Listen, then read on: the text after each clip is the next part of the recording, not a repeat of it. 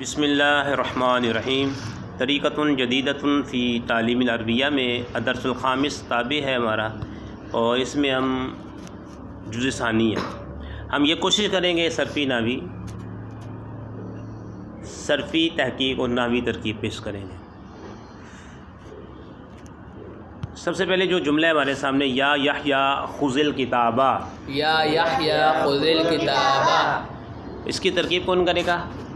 جی علی کریں گے، جی بلند آواز سے کریں یا گے۔ حرف ندا قائم مقام ادعو فعل کے یا اطلب فعل کے، انا ضمیر فاعل، یحییٰ منادہ قائم مقام مفعول بہ، فعل فاعل مفعول بہ سے مل کر جملہ فعلیہ انشائیہ۔ اور خذ الکتابہ، خذ فعل امر، انت ضمیر اس کے اندر وجوباً پوشیدہ فاعل ہے، اور الکتاب مفعول بہ، فعل فاعل مفعول بہ سے مل کر جملہ فعلیہ۔ ٹھیک ہے جی، یہ جملہ انشائیہ ہی ہوگا کیونکہ امر ہے نا، جملہ انشائیہ ہوگا۔ یا یحییٰ، یا کو ہم نے بنایا یہ اطلب یا ادعو فعل کے، اور اطلب فعل ہے، انا ضمیر فاعل ہے، اور یحییٰ کو یہ مفعول بہ ہے، یہ منادہ ہے قائم مقام مفعول بہ ہے، فعل فاعل مفعول بہ سے مل کر جملہ فعلیہ انشائیہ ہو گیا۔ خذ اصل میں کیا تھا، اس طرح قل اصل میں کیا تھا، اور مر اصل میں کیا تھا۔ قل، خذ، مر، یہ امر کی صیغے ہیں، ٹھیک ہے۔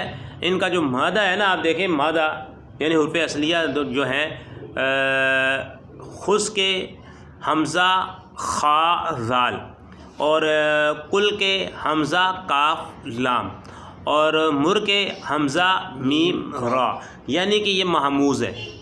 محموز کیا ہوتا ہے کہ جس کے حروف اصلیہ میں حمزہ آ جائے۔ حمزہ فا کلمے میں ہو تو محموز الفا، حمزہ عین کلمے میں ہو تو محموز العین، جیسے سا آلہ، اور یہی حمزہ اگر لام کلمے میں آ جائے تو محموز اللام، جیسے قارا، قارا۔ لیکن یہ جو ہے نا قل خذ مر، یہ محموز الفا ہے کیونکہ حمزہ فا کلمے میں آ رہا ہے۔ اب قاعدہ کیا لگا کہ قل خذ مر اصل میں او قل اور او قل اور او مر تھے، ٹھیک ہے۔ قاعدہ نمبر 1 کے مطابق او قل ہوا، او خذ ہوا، او مر ہونا چاہیے تھا، لیکن کثرت استعمال کی وجہ سے دوسرے حمزہ کو گرا دیا، پھر حمزہ وصلی کی ضرورت ہی نہ رہی، لہذا اسے بھی گرا دیا، تو قل خذ اور مر ہو گئے۔ خذ الکتابہ، خذ فعل امر ہے، اصل بتا دی، انت ضمیر وجوباً پوشیدہ فاعل ہے، الکتابہ مفعول بھی، جملہ فعلیہ انشائیہ۔ تو ہم نے آپ سے یہ کہا ہے جب بھی آپ کے پاس کوئی جملہ آتا ہے، کوئی کلمہ آتا ہے، کوئی صیغہ آتا ہے، تو پہلے آپ نے صرفی نحوی تحقیق کر دینی اس کے اندر۔ تو ترجمہ کیا ہوگا؟ اے یحییٰ، اے یحییٰ کتاب کو پکڑو۔ کتاب کو پکڑو۔